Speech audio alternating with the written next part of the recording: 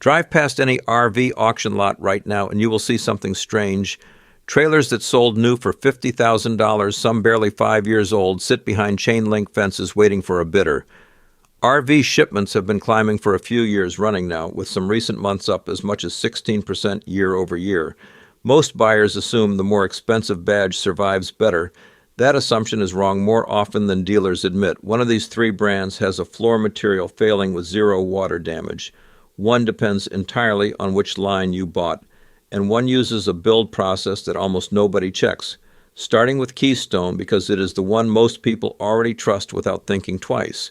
A shopper sees a familiar badge and a reasonable price and stops asking questions. An auditor asks why that reasonable price exists in the first place, and that question is about to save you real money. Keystone is the largest towable RV manufacturer in North America, built in Goshen, Indiana, with more than 1 million owners across the continent. Bigger usually feels safer, but bigger just means more units on the road, not more consistency in how each one gets put together. And there is a specific weak point in Keystone is budget and mid-tier lines, the Passport and the Bullet, that has nothing to do with how many units they sell. Owners of Passport and Bullet trailers have reported the floor delaminating years into ownership with no leak, no water stain, nothing to explain it except the material itself giving out. The thin plywood layer under the vinyl separates from the deck below, usually right where people stand the most, near the toilet, the dinette, the kitchen. Once you look underneath, the reason becomes obvious. The frame supports under that floor sit spaced wide apart, sometimes just 2 joists spanning the whole trailer, so the floor panel has to span several feet on its own, with nothing but glue holding those thin layers together. Normal foot traffic over a few years is enough to break that bond. The toilet loses its support and starts to shift. The floor near the fridge goes soft and springy. And when owners call Keystone, they are often told there's no warranty coverage and no recall, because technically it is a design tolerance, not a defect. Fixing a floor like that is not a patch job. It is ripping out cabinetry, flooring, sometimes the toilet and shower base, to replace a structural layer that should never have failed this early. That bill can run into thousands on a trailer that has already lost a big chunk of its value. To be fair, thin floor construction on ultralight trailers is an industry-wide issue, and owners of other ultralight trailers have reported similar floor problems on their lightest models too. But the wide frame spacing on Keystone is budget lines makes it more likely to happen sooner. Keystone is floor problem is under your feet. The next brand is problem depends entirely on which trailer the dealer actually sold you. Grand Design built its name fast. It launched in 2012, got bought by Winnebago Industries, and positioned itself as the step-up brand, nicer materials, more polish, and higher prices. By 2023, it had already produced its 250,000th unit, a real sign of how quickly buyers bought into that reputation. But Grand Design is not one product. It is 2 completely different tiers wearing the same badge. The Imagine and Transcend lines compete on price against Keystone as budget trailers. The Reflection and Solitude lines sit at the premium end and cost a lot more. Buyers assume the premium reputation covers the whole lineup. It does not. There are documented cases of Grand Design owners facing a cascade of problems on the same trailer: electrical failures, suspension issues, flooring and wall damage, with resolution dragging on for months while the unit sat unusable. That is the real cost of a slow warranty process. A small problem does not get fixed quickly, so it turns into 3 or 4 problems, and you keep paying for a trailer you cannot even take camping. If a video like this is helping you shop smarter before you sign anything, hit subscribe so more people see it before they overpay. It gets worse at the corporate level. In October 2024, federal safety regulators opened a formal investigation into Grand Design over an alleged frame flex defect and allegations that parent company Winnebago sat on the problem instead of disclosing it. That investigation covers nearly 56,000 Momentum and Solitude units built between 2017 and 2023. based on 23 owner complaints describing cargo or entry doors popping open while towing. To be accurate, that specific investigation centers on Grand Design is fifth wheels, not the travel trailer line itself. But it tells you something important about how the company handles a defect once one is confirmed, and that pattern is not confined to one product type. A slow defensive response on a premium-priced trailer erases the reason you paid the premium in the first place.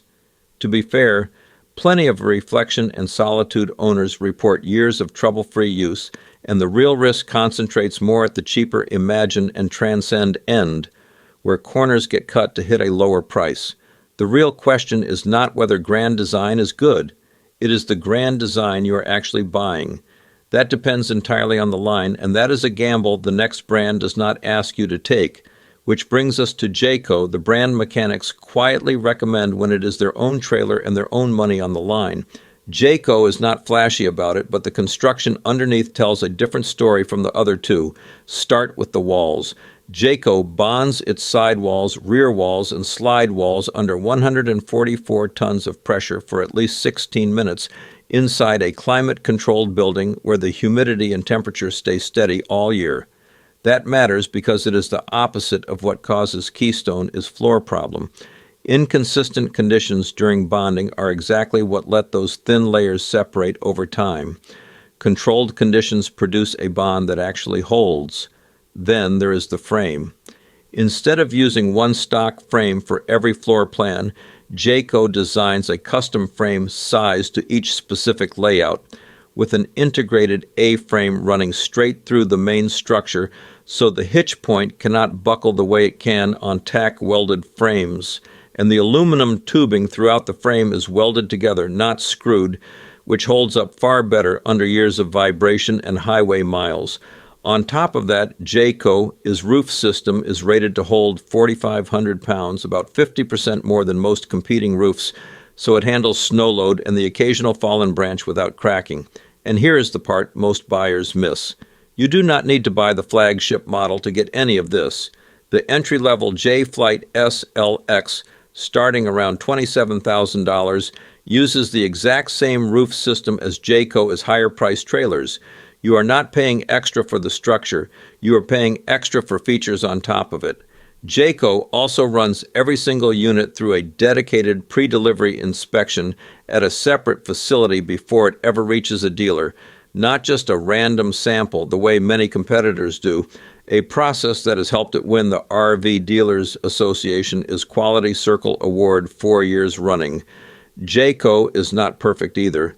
Certain 2024 and 2025 J-Flight SLX units had a furnace exhaust that was not vented properly, which is a real carbon monoxide risk, and Jayco had to recall a batch of about 173 units to fix it.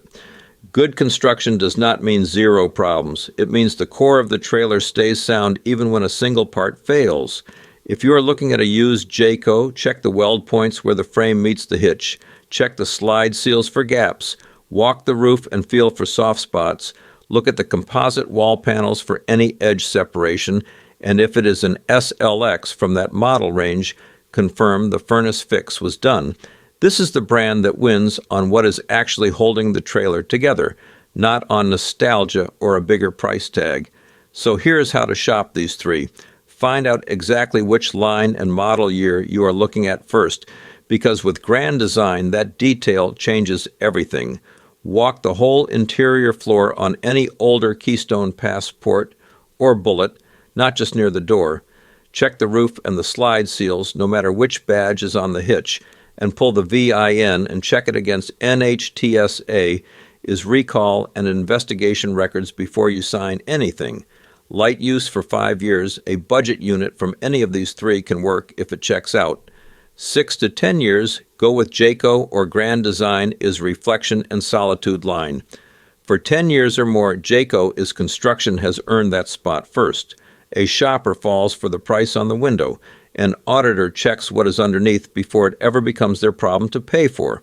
Drop a comment with which of these three you currently own and whether it has held up the way you expected.